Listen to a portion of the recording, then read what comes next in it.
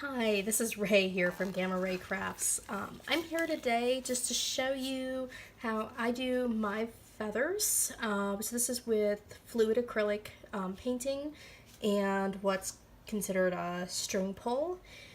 So this is something I started fairly recently. I shared them for the first time on my Instagram page a couple days ago, and it quickly skyrocketed to actually be my top all-time post with a lot of requests for a video. So that's what I'm doing today. Hopefully I can give you guys some instruction and help you be successful, at least on my version of this technique. There are a lot of different ways people are doing swipes and pulls and chain pulls and all lots of different ways people are doing feathers. So this is just my way that I found works well for me, at least.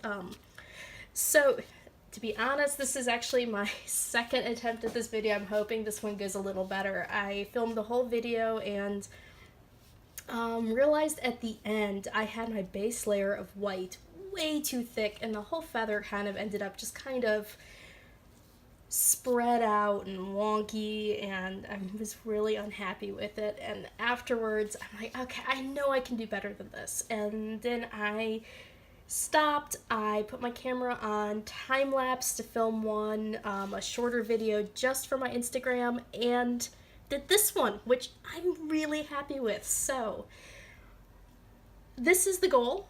We're gonna try and do this again, try and get a feather similar to this. This is actually based on, I did some coasters. So some sets of coasters done in feathers that are for my upcoming show in February. And I like to have trivets available to match my coasters. So this is done on a ceramic tile that I've already taped the back to make it easier to add the resin later. Prepped it with a little bit of rubbing alcohol, and then it's ready to paint. I don't do any other special bonding or anything. I find as long as you clean it off with rubbing alcohol just right before painting, you're all set to go. So I'm going to move this one out of the way.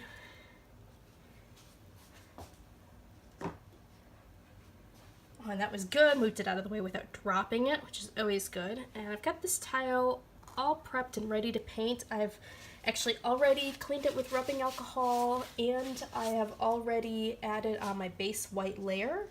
So for my base white, I actually have a little bit of a mix. I use whatever like base artist white paint, whether it's Artist Loft or I happen to be at AC Moore or wherever I'm at the time. I pick up their base just titanium white paint, and I mix it probably 80% just titanium white, maybe 18% Artist Loft metallic white, and about 2% the Artist Loft iridescent medium, which is one of my favorite things to add to paint. It's like a mica mix. So when you paint with it, it looks nice when you paint with it. It looks nice when it's dry, but if you use resin, as soon as you add resin on top of that iridescent medium, it is phenomenal. It just has this glimmer, this shine.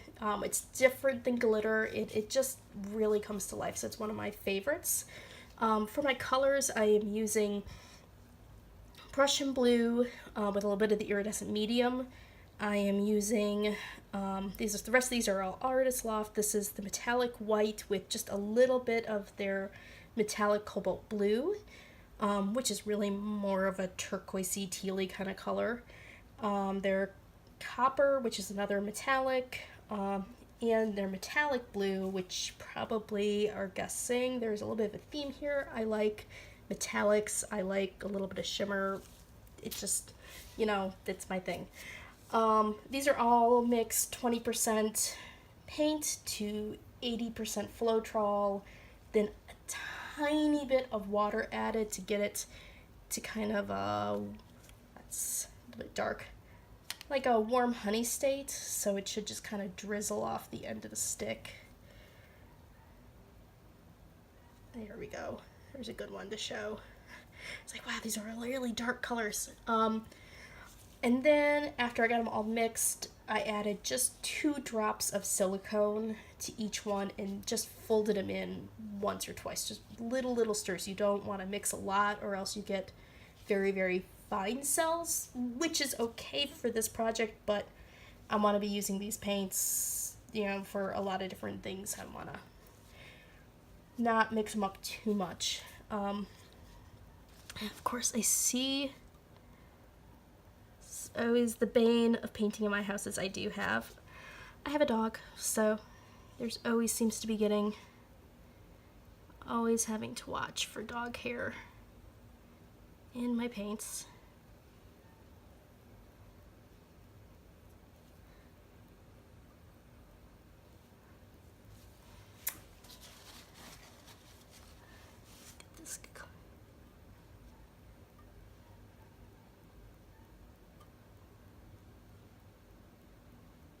As you can see now, I have a fairly fine layer of background white because I want enough to pull through, but I don't want so much that it's gonna build up a lot against that string. Because that's what I've found is if you have too much of your background color, you end up getting some really heavy lines at the edges of your feather, which I like the edge to have a little bit of a softer look.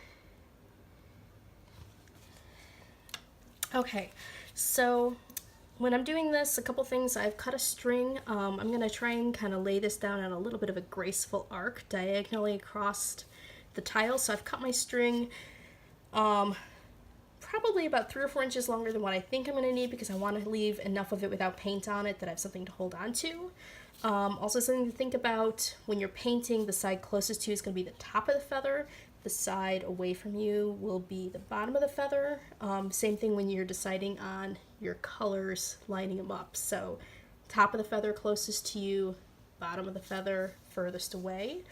So you can see I already have these kind of laid out because this is actually tile number 3 for the night. So I'm going to go ahead and lay my string down. Okay, so I have my string down in my paints. Like I said, it's just this is actually just cotton yarn, kind of in a baker's twine sort of thing. So I'm going to go ahead and each one of my colors and just put a little bit on top. I want to make sure I get a nice amount of paint soaking through into the yarn. So I know that a lot of people use different materials. Some use like a heavier weight, like a true twine. Some use chain, which I've seen some really nice effects on. You can definitely, it'd be fun to play with different types of materials. In my day job, I actually work for a knitting yarn manufacturer, so I have a lot of yarn around my house, so for me, using yarn is really convenient. There's never a shortage of yarn, so that's what I like to use. Okay, so I've got everything all nice and covered. So I'm just gonna pick this up, try and do it left-handed so that you can see what I'm doing here. And I'm gonna start by placing this down in the corner. And I find once it touches, it's a little easier to control.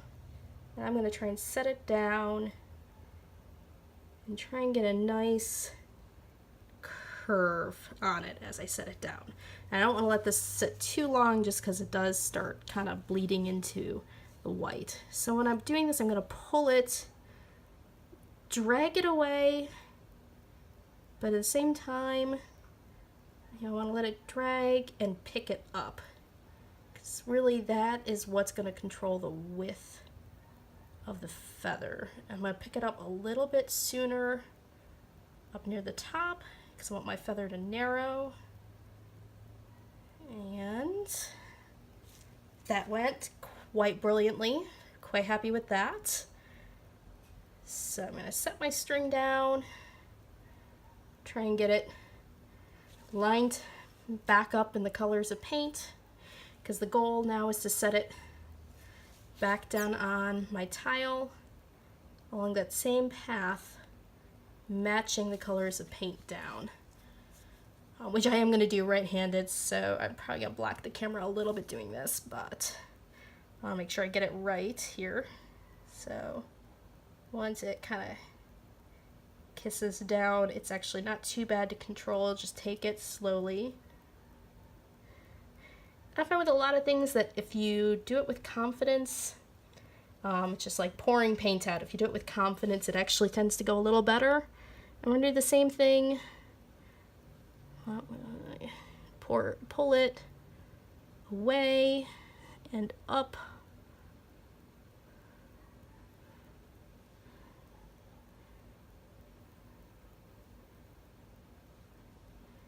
And pulling it a little more up towards the top. And just like that. I'm quite happy with how that turned out, which, trust me, if you'd seen the one earlier, I'm very happy. This is much, much better. So the last thing I want to do to finish up kind of the base of the feather is, the last thing we're missing is kind of just give it a little definition, is the kind of central stem of the feather that goes along here and then kind of extends out. So if you're thinking like a writing quill, it's the part that you sharpen and write with, and it's kind of that little line. So I like to do that. I've seen some people who do it who actually just lay their string down a third time and literally pull it down. I like to do it just with my darkest colors because I feel like that really defines it. So I actually just kind of get my two darkest colors again on the string. And I'm going to set this back down again, just like the last 2 inches. And I'm going to drag it. And I'm going to match that same curve we did earlier. And it kind of pulls those colors together. Lift a little bit at the end and give this a nice little central stem for the feather. Okay, so we're almost done. So there was a little bit of silicone in these paints, and we're starting to get some cells in here, but I want to help this around just a little bit. Now we don't want to go like crazy with the cells on these, but I do, and this is the reason I add the silicone, is I do feel with like the feathers that a little bit of speckling around the edges just kind of helps with that effect a little bit. Because you do, when you look at like a real feather, a lot of times you have like some little meshing around the kind of, how to look up some feather terms, around those kind of bits of the feather. We're going to go with bits. Such confidence. Okay, so I'm going to take my torch. I'm just going to very lightly try and get just the very outer edge. I don't want to touch the middle. I'm just going to try and very lightly went around just the outside edges of both edges, both sides of that feather, just to promote just a little bit more lacing on either side. And that's it. That is how I make a feather.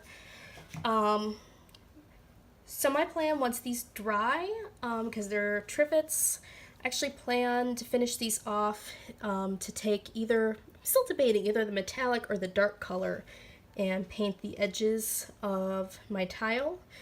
That color just to give it a nice little border, and I think that'll frame up the white really nicely.